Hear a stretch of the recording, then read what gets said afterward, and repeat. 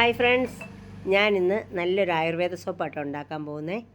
അതിന് വേണ്ടിയിട്ട് ഞാൻ ആര്യവേപ്പിൻ്റെ ഇല അരച്ച നീര്, തുളസി ഇല, പനിക്കൂർക്കയുടെ ഇല, അതുപോലെ തന്നെ കറ്റാർ വാഴ, ആര്യവേപ്പിൻ്റെ ഓയില്, ഗ്ലിസറിൻ, വൈറ്റമിൻ ഇ എന്നിവയാണ് എടുത്തിട്ടുള്ളത്. നമുക്ക് ഡബിൾ ബോയിൽ മെത്തേഡിൽ ബേസ് ഒന്ന് മെൽറ്റ് ചെയ്തെടുക്കാം കേട്ടോ. മെൽറ്റ് ചെയ്തതിന് ശേഷം അതിലേക്ക് നല്ലതായിട്ട് മെൽറ്റാവണം.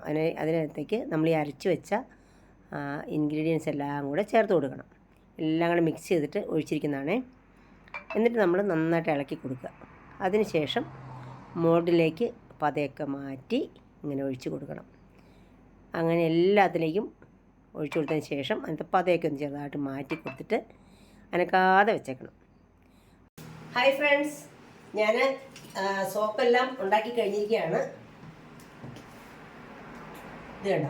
ഇനി ഞാൻ സോപ്പ് എല്ലാം ഈ മോൾഡിൽ നിന്ന് അടത്തിയെടുത്ത് ഞാൻ നിങ്ങളെ കാണിച്ചു തരാം കേട്ടോ.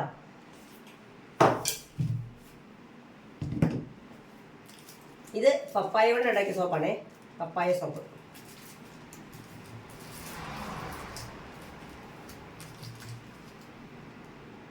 ഇത് ബീറ്റ്റൂട്ട് കൊണ്ട് ഉണ്ടാക്കിയ സോപ്പാട്ടോ, ബീറ്റ്റൂട്ട് സോപ്പാണ്. പക്ഷേ കളറൊന്നും ചേർത്തില്ല, അതുകൊണ്ടാണ് ഈ ഒരു കളറിലിരിക്കുന്നത്. ബീറ്റ്റൂട്ട് സോപ്പ് അതിൻ്റെ കുറച്ച് മിച്ചം വന്നുകൊണ്ട് ഞാൻ ഇതുപോലെ ഉണ്ടാക്കിയെടുത്തു. അടുത്ത് ഞാൻ ആര്യവേപ്പിൻ്റെയും തുളസിയുടെയും സോപ്പ് ഞാൻ അൺമോൾഡ് ചെയ്യാൻ പോകണേ. നല്ല പച്ച നിറം. അടുത്തതായിട്ട് ഇത് ഡബിൾ ഷെയ്ഡിൽ ഉണ്ടാക്കിയ സോപ്പാട്ടോ. 2 ഷെയ്ഡാണ് വന്നിരിക്കുന്നത്, കാണിച്ചു തരാവേ.